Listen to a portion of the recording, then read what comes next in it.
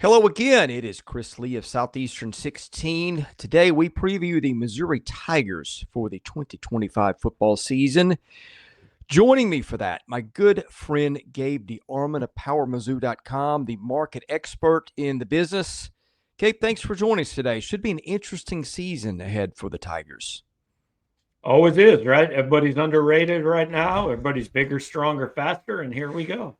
Yeah, and we're doing this a few days before camp opens just to timestamp it. Yeah. But hey, it does feel like the program is in a pretty good place. Eli Drinkwitz is talking of taking the Tigers to double-digit win seasons for the third straight year. That's something that's never happened. And I know the schedule's not been crazy competitive compared to what it could be. But, hey, for a Missouri program that's not been at this level consistently, I think Eli Drinkwitz has done an outstanding job, and frankly, I think he's got them poised to be a pretty good team for this year too, Gabe. Yeah, and Missouri actually, because they start on a Thursday night, we're recording this about an hour after I just left the first practice of camp. So good news for you and everybody watching. I know everything I need to know. Like, I am now a complete expert on this team. But yeah, Drake has done a good job. It's pretty interesting. They're 21-5 the last 2 years, and I venture to say, I have written this, that if 13 of the 16 teams in the SEC had gone 21-5 the last 2 years, they would be getting a lot more credit for it than Missouri is. Vanderbilt wouldn't get much credit for it, and I'm not sure Kentucky would. But if you take Tennessee, South Carolina, A&M, if they're 21-5 over a 2-year stretch, I think they get that bump in the preseason, rankings and polls, and Missouri isn't getting that, whether that's fair or not. And look, maybe those people will be right. But we had a chance to talk to a lot of guys yesterday, probably did 25, 30 interviews. And I understand that this is a pretty universal thing across college football, but I get the feeling Missouri thinks they're significantly better than most people think they are. Well, and I happen to agree with you. We'll get into the reasons why. I think for Missouri, it's maybe not a brand that a lot of the other SEC teams are, but it's also been a program that's kind of been maybe not given its full due since it's entered the league. I mean, if we want to go back to when Missouri first joined the league, the question was, can they compete? They win the East the first 2 years. I feel like it's a program that perpetually flies under the radar. Maybe it's geography. Maybe it's, a lot of things. But I'm with you. I feel like this team and this program doesn't always get the due it deserves. And I feel like maybe Eli Drinkwitz is okay with that sometimes. Yeah, I think it's a combination of things. Like the geography is a little bit of it. Let's be honest, between 2015 and 2022, they weren't anything special. They won 8 games once, right? So they kind of, after those back-to-back title game appearances, they didn't do themselves any favors. But, you mentioned the schedule at the top, and funny things like, where the biggest complaints about Missouri's schedule come from? They come from Arkansas. You want to know one of the biggest reasons Missouri's schedule is easier than Arkansas? Because Missouri gets to play Arkansas every year, and Arkansas hasn't managed to do itself any favors in the last 8 seasons. So, but no, I think I get pretty tired of, the funniest one to me was the year Georgia won its first national title under Kirby Smart. Like, there were Georgia players saying after the game, everybody picked us 7-5. No, legitimately nobody picked you 7-5, right? Like, I think the nobody believes in us stuff is overplayed, but Drinkwitz put in this something to prove motto before the 2023 season. The Missouri went out at 11-2 and beat Ohio State and all that. And it really is a program and a coach where I think it kind of fits, right? Like, it's fair that they think, hey, every year we've got to go back out and earn this respect again. And look, I'm not saying that Missouri could end up 7-5 this year. Absolutely. There are question marks on this team we'll talk about. But I do think it has become kind of a feature of this program, really, to say, okay, look, we think we're better than other people think we are. Let's go prove it. Yeah. Well, I'll tell you one other place, Gabe. I feel like they are a little bit slept on. I mean, Lane Kiffin is the anointed the portal king, but Eli Drinkwitz, I think, has got a word in that conversation. I feel like he's done a good job of making splash transfers, and he's got several of those on offense, but he's also done a really good job of some lesser guys. Cody Schrader, if you want to go back a couple years ago, or Schrader, the running back who was so good for them. I feel like their evals and their process in recruiting those transfers, I feel like have been among the best in the league, if not the country.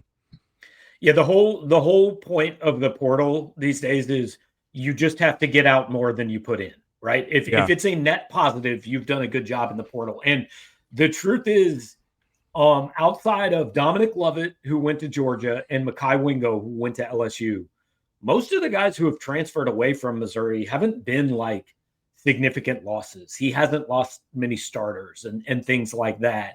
And he has brought in a whole bunch of starters. Now, this year will kind of test that theory because they lost like 4 of their top 6 recruits from last year to the portal. Yeah. Courtney Crutchfield's going to Arkansas. Williams Winery went to Nebraska. Jalen Brown's going to South Carolina. And Keewan Lacey's going to Ole Miss. So those are guys that, okay, we're going to keep an eye on them. And if they turn into something, then that may change this equation a little bit. But they went out and they got a lot of guys and a lot of pretty highly touted guys out of the portal again this year. Yeah, and I think the quote that he had in Lindy's on that was, "We are going to prioritize production over potential," or something along those lines. And boy, did they go out and get some productive transfers. They've got headliners all over the field on offense. Ahmad Hardy at Louisiana-Monroe ran for almost 1,400 yards a year ago as a true freshman. Kevin Coleman at Mississippi State had maybe the most under-the-radar really good season from a receiver. Should have been a first-team All-SEC guy. Yeah, and nobody noticed because Mississippi State was playing for nothing. But, I mean, he was tremendous on a team that didn't have a lot of parts around him. But I guess the headliner, Beau Pribula, the backup at Penn State, who's been an outstanding runner and a very efficient passer, though experience is really where he's lacking. And I'm very interested to see how that goes because I feel like if he's good, this has the potential to be a really good ball club. I'm be honest, Chris. I'm most interested to see if he's actually Missouri's starting quarterback. Oh, okay. There is a legitimate competition for this. Sam Horn is going to be a factor here. And Sam Horn just signed on Sunday night. I don't know when this will air, but the day before the deadline to sign, Sam Horn signed a professional contract with the LA Dodgers. He was 17th round draft pick. But he is playing football this year. Like, he has been clear. Sam Horn would have gone before round 17, but every team knew he's playing college football this year. So he is going to be in the mix. Drinkwitz told us that they're going to split reps as close to 50-50 as they can early in camp between Pribula and Horn. And I think Sam Horn has a real chance to win this thing. I don't know when they're going to make a decision. But it is obviously storyline A1 here for the next, however long it is until Eli picks his starter. And he's got another year of eligibility after this, correct? So that's the thing, right? And you know more about the college baseball, pro baseball rules than I do, but theoretically, Horn would still be eligible. Like, he could go play with the Dodgers in the spring and come back and play college football. Now you kind of get into the, okay, is Eli Drinkwitz going to be cool with his starting quarterback not being at spring football or all the summer? So I think you have to approach this as win or lose the job. This is Sam Horn's last year at the University of Missouri. Pribula has 2 years left, but we'll see where it all goes. Yeah, I feel like they've got a lot of depth here. Xavier Loyd was very productive at Illinois State. They've done pretty well with the committee of backs. They usually have 2 or 3 guys that pop off good numbers. Where do you think the production breaks down on this offense? Well, they have 2 big questions on this team. Quarterback and left tackle, right? And neither Sam Horn or Beau Pribula has played much. And even when Beau's played, like, he's got some numbers, but outside of one game against Wisconsin, Beau has not played high leverage snaps. He was the backup to Drew Aller. He was playing in a lot of games that Penn State was up 4 touchdowns. So it's hard to say exactly what you have in him. Sam Horn has thrown all of 8 college passes.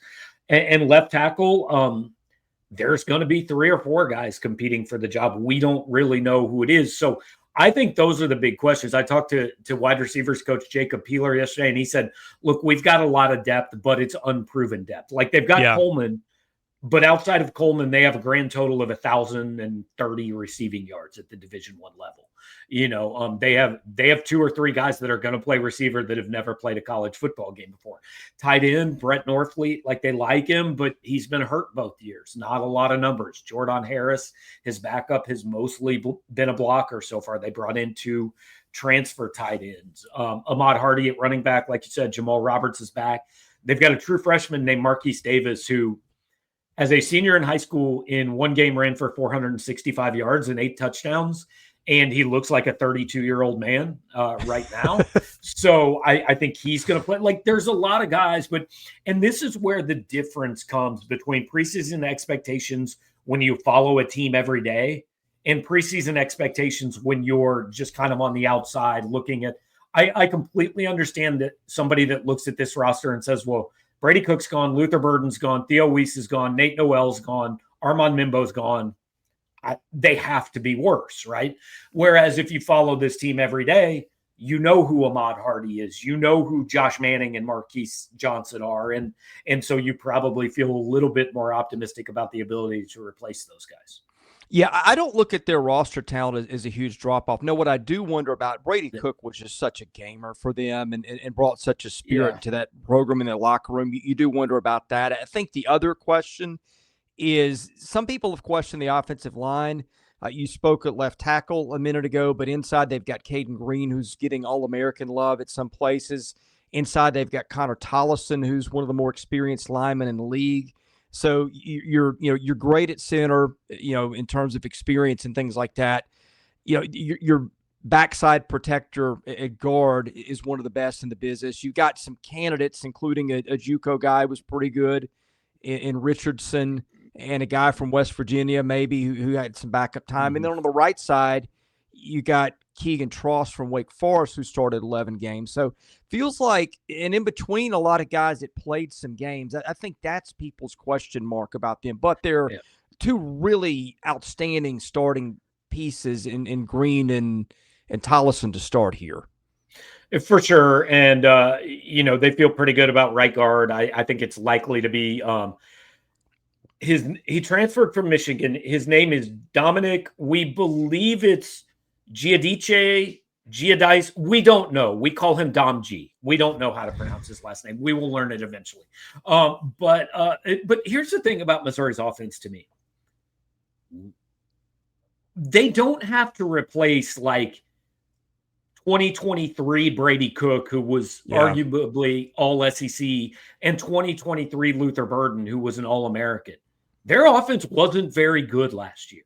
Like, it just wasn't. It was completely the definition of a middle-of-the-road power conference offense. Like, they finished like 55th to 66th in the country in most offensive categories. So I think the names Missouri has to replace are greater than the actual production they have to replace from last year. No, that's a really good point. It was not an offense, I think, that achieved what people thought. And I think the Pribula ad is interesting because, again, when he's played, the numbers have been really good. And he adds that element of running quarterbacks, which, by the way, I don't remember the last time we had so many SEC quarterbacks who were real threats to run. But that's going to be interesting because I feel like most teams have got one. Do you have any idea what they get here with him? No. And it's interesting because he mostly was a situational guy. Like, he was more or less a guy that when they put him in the game, you pretty much knew he was running the ball. Outside of a couple blowouts in the game against Wisconsin. So, a lot of the people I talked to yesterday, Missouri had a media day, and I said, all we hear is that Beau's a great athlete and he can run the football. But like, a quarterback's job is to throw. Are people underselling that part of his game? And I watched him at practice today, and look, I don't know that he has an NFL arm, but like, he can throw the football, so I think people are underselling that. But no, I don't have any idea what to expect out of him, to be quite honest, because I don't think you can know what you have in a quarterback until you see him in a game. I mean, let's be honest, man. At the start of 2023, when Eli Drinkwitz named Brady Cook the starting quarterback, many people, and I include myself here, go, well, that doesn't seem great because I saw Brady in 2022. And if the 4-star kid can't beat him out after a year on campus, I'm not sure. And all Brady went out and did is throw for, 3,500 yards and win 11 football games. So give me the month of September and I'll have a better idea what they would get out of either of these guys. Well, we're about to talk about what might be Missouri's strongest side of the ball. That's the defense, which, spoiler alert, added some big-time transfers there. Before we do, just want to remind you to support our sponsors. That's Game Time Sidekicks. Go to GameTimeSidekicks.com. Promo code SE16 gets you 20% off the order. You can see my water. I get this every morning. It is a 40-ounce cup. It is beautiful. It keeps your ice icy for 12 hours or more a lot of times. It just is amazing in terms of retaining heat and cold. It is officially licensed stainless steel drinkware. Every SEC school, they've even got the college vault line. They've got stainless steel sippy cups, tumblers, 40-ounce bottles, and shaker cups. When you take these with you, it's going to turn heads because the artwork is beautiful. They've got literally thousands of these. They've got title merchandise for your favorite team. Anyway, it works because it is double wall vacuum insulated, stainless steel, great stuff. Stainless steel sippy cups, tumblers, 40-ounce bottles, shaker cups. Go to GameTimeSidekicks.com. Again, SE16 gets you 20% off your order. Hope you will go on and order a few for yourself and for your friends. All right, defense, Gabe. They're very confident in what they've got over there. And after looking at them on paper, I can certainly see why that they added some big-time transfers. Damon Wilson from Georgia, certainly the one that I think grabbed most of the headlines. But it looks to me like they are solid all over. They've got players at all three levels of the defense. They've got depth. A lot to be excited about here on this side of the ball for Missouri. Missouri thinks it has a chance to have the best front seven in this league, I think. Chris McClellan returns inside at defensive tackle. He was a borderline all-conference guy last year, played really well after transferring from Florida. Defensive ends, I mean, they are – Chris, I don't know if you remember Missouri when they first came in this league. Yeah. When they went to the title game in 2013, right? They had a year where Shane Ray and Coney Ely started in 2013. Or I'm sorry, Michael Sam and Coney Ely started in 2013. Michael Sam was co-defensive player of the year in the league. Coney Ely, I think, was a second-round draft pick. And when those guys left, everybody said, "Oh, Missouri's really got to drop off at defensive end." Well, those of us who watched that team said, "Yeah, but they got these guys named Marcus Golden and Shane Ray who were the backups last year, and they're actually better." And Missouri was that turned out to be true. So I talked to Brian Early, who's the defensive ends coach, yesterday. He said, we want 4 starters, right? They've got Zion Young back from last year. They've got Damon Wilson and Dara Smith are the top 2 on the other side. And then like Nate Johnson, a kid who transferred in from Appalachian State. He had 9.5 sacks as a true freshman at App State 2 years ago. And he's like, at best, their 4th defensive end right now. So they think they've got a 5-star kid named Javion Hilson, who's a true freshman who I think will play. They think they can go 5 or 6 deep at defensive end. And then I think linebacker is the deepest position on the team. Khalil Jacobs got hurt in game 5 last year. He's back. Tristan Newson sent Diego Pavia a thank you letter for the extra year for going to junior college. He's back. Nick Rodriguez is a true sophomore who the coaches also had the best spring on the roster. They went and got Josiah Trotter from West Virginia, who was a freshman All-American last year, 90-some-odd tackles. And if the name sounds familiar, yes, his dad and brother played for the Philadelphia Eagles. So, the front seven, they absolutely think they have a chance to be really good. Well, and they got Jalen Catalon, too, back from UNLV. He was at Arkansas a couple of years ago. That's an interesting path, Arkansas to UNLV to Missouri. But he's played a ton of football and played it very well. I feel like their defensive backfield has been really quality for 3 or 4 years running. They're always old. They get guys in the portal, and that's a guy that I'm watching, too. Yeah, they brought in a lot of transfers in the secondary. Catalon, whose freshman year was 1997, I think, and he's there in the backfield. Marvin Burks is back, but they went out and they got Mose Phillips and Santana Banner, who were two transfer safeties. They got a transfer cornerback named Stephen Hall, who played like 800 snaps at Washington State last year, and they bring back their top three corners from last year.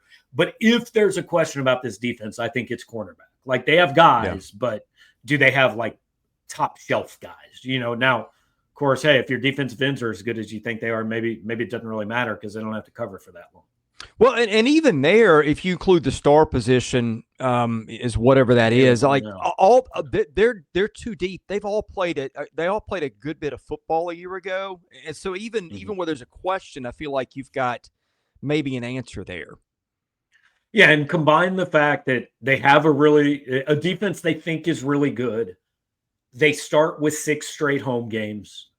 Like, if you have to break in a new quarterback and a new left tackle in this league, those are things that can maybe help you do it, right? Like, maybe Sam Horn or Beau Pribula doesn't have to be an all SEC level guy in the first 3 or 4 weeks of the season until you get South Carolina and Alabama in here. Before we talk schedule and wrap it up, shout out to one more sponsor, Rockform. That is ROKFORM.com. If you like your cell phone and you like to keep it the way it is without being beat up or banged up or broken, those are the guys you need to go to. They've got high-end cases. They've got holders for those cases. They've got magnetic holders that'll stick to your air vent or somewhere on your dash so you can stick your phone to, wireless chargers, golf speakers that you can magnetically put on the side of your golf cart, all kinds of stuff that you need. And some stuff that maybe you need that you don't know you need. Go to rockform.com, ROKFORM.com. They make really outstanding high-end stuff. Again, everybody listening to this needs some of their stuff, so help out the folks who help our channel at Rockform. All right, Gabe, the schedule, this is one of the more unique schedules I've seen in a while. They don't go on the road, does Missouri, to play a football game. Let me double-check this. October 18th. At Auburn, by that time, that'll be 6 games and a bye week in. Yep. So we're 2 weeks out from Halloween, and Missouri goes on the road. Jim Boeheim put together Missouri's football schedule this year. No, but the truth is, honestly, I've talked to people in Missouri that hate it. Like they wish, because some of it, I mean, they have the 4 non-conference games at home, right? Like that's already set, but why did the SEC give them a bye week and 2 SEC home games to start? Why not send them on the road at some point in late September? Like their first 2 SEC games are at home. And so what it sets up for, right, is 4 of your last 6 on the road. And I know Missouri would prefer to have a road game test earlier. Drinkwitz actually he's taking a day in camp and doing a mock road game. They're taking the team on buses to Lindenwood University in St. Louis and scrimmaging there, because he's like, I got a bunch of new guys that haven't been through this before. And he said, I don't want the first time they go through it to be October 18th, because he said his word yesterday was, our first 2 road games last year were putrid. And he was right. I mean, they were embarrassed at Texas A&M, and then they were embarrassed at Alabama. So he's like, we got to have some preparation for this so they don't go on the road for the first time October 18th at Auburn and have something real bad happen. Yeah, and there's some interesting games in that sequence too. Kansas, that's always a big game for Missouri. The program has been pretty decent under Lance Leipold for sure. South Carolina, week 4. That'll be, I think, a very intriguing game. I think you always want to catch South Carolina earlier rather than later, so I think the timing there is good. The bye week, it's the most common bye week, Missouri's first bye week. 9 teams are off that week, and then they get Alabama in a game that will be much anticipated, especially if Missouri's unbeaten at that point. And then the 2 road trips to Auburn and Vanderbilt, which I think are very competitive games. If you get to that portion of the schedule, it gets a little tougher at the end. You got A&M, Oklahoma, and who knows what Arkansas will be at the end. But it's very intriguing. I think that 3-game run in the middle there, Alabama, at Auburn, Vanderbilt, might be the one that makes or breaks their season, because all those, I think, figure to be competitive games. Yeah, so I think the Missouri South Carolina series, if you look at the history of it, like it's been a barometer game. Like the team that wins that game is generally playing for something pretty important late in the season. And the Yeah. team that doesn't is fighting to get to a bowl game. Like it over the history, the team that has won that game very often has gone on to some really good things. So I think that's the first kind of okay, let's find out what this team is game. I think those 6 home games you mentioned, they need to get through those home games 5-1. Yeah. Whether it's, and like logic says you probably lose to Alabama, but I don't think this is look, Alabama's got a lot of talent, but I don't think this is quite the level of 5-6 years ago where you just saw Alabama on the schedule and you said, no way. I mean, I think teams think they have a shot, especially if it's at your place, right? So Yeah. But I think if you get through those 6 home games at 5-1, then like I said, at Auburn, at Vandy, I mean, those are not gimmies, right? I think Missouri should be a better team than both of those teams, but especially on the road, you could lose those games. So we'll see where that stands. A&M comes here at Oklahoma again, kind of swing games. I think their season really comes down to if you go Auburn at Auburn, home against South Carolina, at Oklahoma, home against Texas A&M. Those 4 games of the season, you go 2-2 in those games, you got a chance to really be playing for something, I think. If you don't, then you're in big trouble.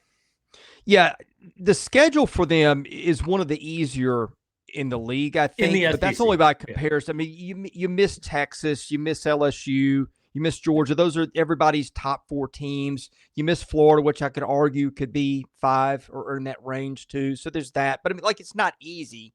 Kansas won't be easy. South Carolina, Alabama, the ones we just talked about, and even A&M, I think, in Oklahoma are teams a lot of people talked about being slept on as playoff type contenders. So this is what I've said about Missouri's schedule for 2 years.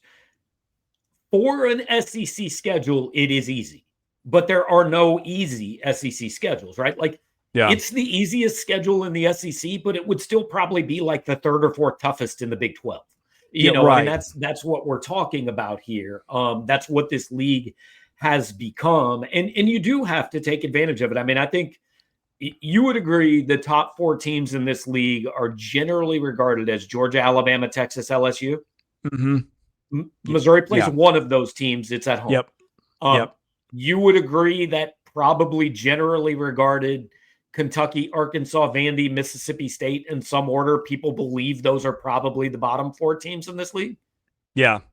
Missouri plays 3 of them. So I mean that kind of lays it out right there.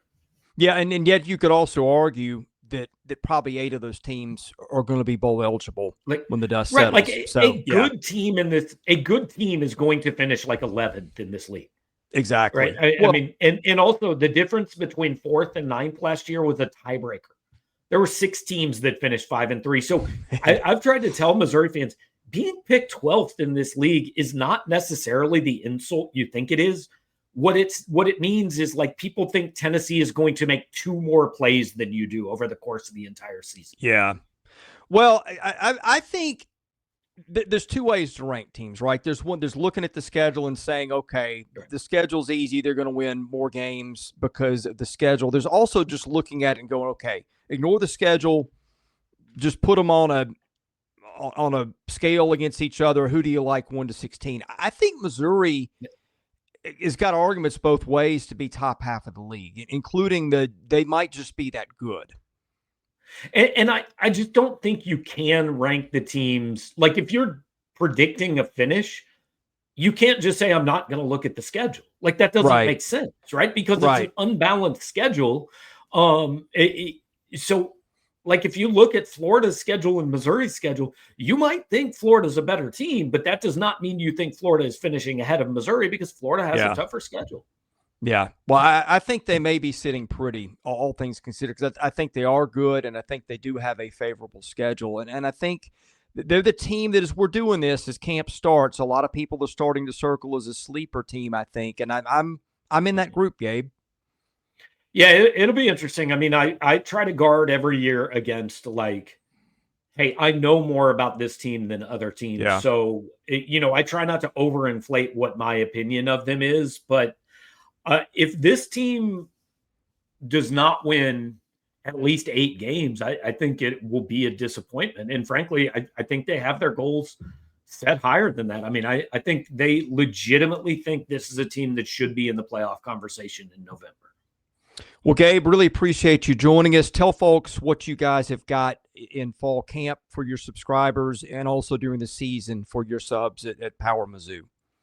Yeah, like I said, Missouri Open Camp Monday morning. So we've already got, kind of a quick report from first practice. We had a media day, talked to every assistant coach, probably 20, 25 different players. So we'll kind of dole that out over the next 2-3 weeks to get us through some of the slow times because, access slows down a little bit once they actually start practicing. But, we're back in it, ready to go as everybody is across the country. And then, Missouri starts Thursday, August 28th against Corliss Williamson in Central Arkansas. So yeah, aren't we all? Well, I know when I want to get stuff on Missouri, you're always my first call. You're great at what you do. You're a tremendous friend, and thank you for joining us today.